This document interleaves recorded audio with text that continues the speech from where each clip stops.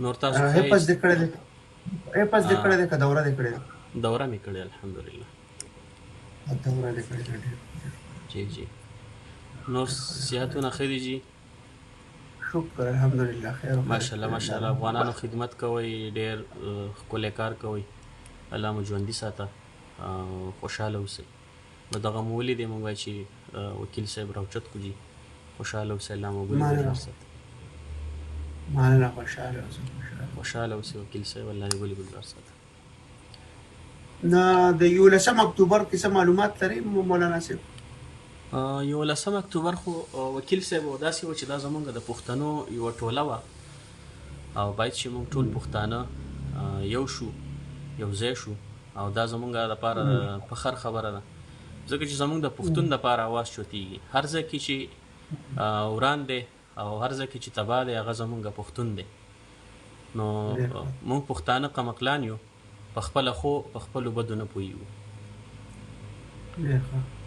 جی. نو دا کومې فیصلې چې شوي دي په 11 اکتوبر کې که نه، جی جی، دا 2.5 لکه پوځ جوړ شو. 2.5 لکه پوځ کې ما 2 لکه پوځ جوړ کړی، 50,000 پوځ نور پاتې دی. قربان 50,000 پوځ پاتې دی. 50,000 پوځ پاتې دی، 2 لکه مې جوړ کړی. هلکه مولانا صاحب سپورټ کوي، مولانا صاحب سپورټ کوي. وکیل صاحب ژوندی اوسئ، الله دې ژوندی ساته. مولانا صاحب سپورټ کوي. اوس 2.5 لکه پوځ کې 2 لکه پوځ جوړ دی، 1 لک پوځ پاتې دی. 1 لک پاتې دی انشاءالله. 50,000 پاتې دی. 50,000 بس موږ خو شامل یو پکې په دغه پوځ کې. تاسو چې کوم پوځ جوړوئ موږ د سره نو په دغه 50,000 چې کوم دي دا ځانمرګي دي، ځانمرګي مې پکار دي.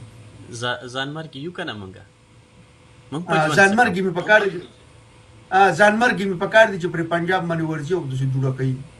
بس موږ 2 ورځې ژوند دی، نو بس چې په غیرت یې شي نو ښه ده که نه.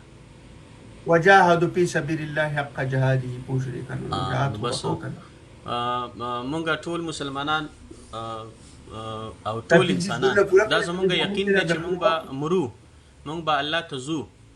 نو بیا ډار د کومې خبرې دی؟ کل نفس ذائقة الموت پوه شوې که نه. هر نفس ذائقة الموت، هر یو نفس به.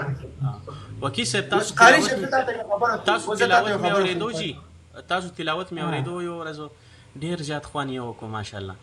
ما شعر هم کړو، نو ما وی ستاسو ماشاءالله ډېر ښکلی خلک هم درته ناست دي، ډېر ښکلی.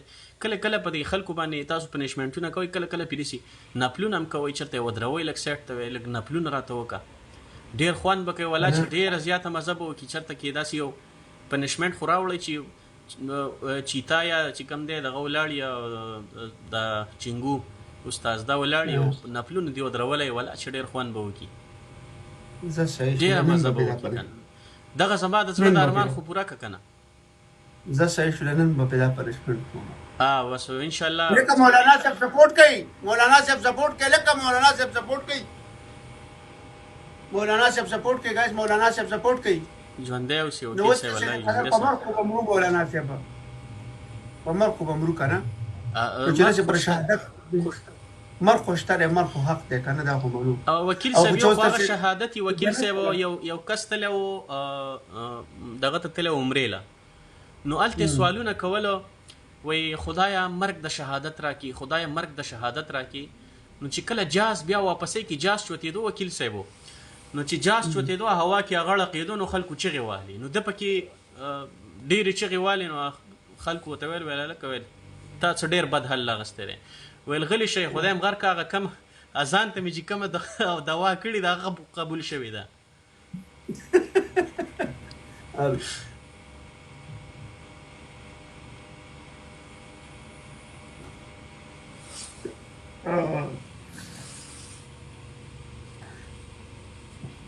زه صحیح ده.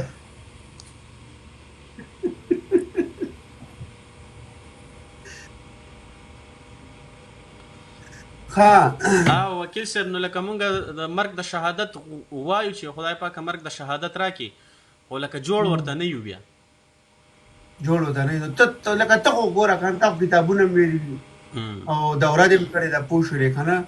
نو د شهادت دا څومره اوچت مقام دی او لوړ مقام دی، اوچت مقام دی د شهادت مقام دی پوه شولې که نه غټې درجې دي پوه شولې که نه د پیغمبر سره ګوره په هغه کوثرونو موثرونو کې به ورسره ګرځې پوه شولې که نه دا مزې چرچو پوه شولې که نه نو ته ستا څه فکر دی چې زه تا پر 50,000 پوځ د ځانمرګو کې ونیسم اولنی ځانمرګ یې وکیل صاحب زه تابعدار یم زما دغه آی ډي ده او ما تاسو د ډېر مخکې نه فالو کړی یی صحیح ده ډېر وخت نه مې فالو کړی یی خو زه ستاسو په حیثیت یو آرمي زه تاسو ته دا وایم چې په دغه چینګو باندې لږ نفلونه وکئ ډېر زیاته مزه به وکړي ځه صحیح شوله مولانا صاحب بیګ له بیګ ته مې پوځ کې واخیستې او چې ضرورت شو اولنی ځانمرګ یې په تا کوم ژوندی اوسئ ژوندی اوسئ ژوندی اوسئ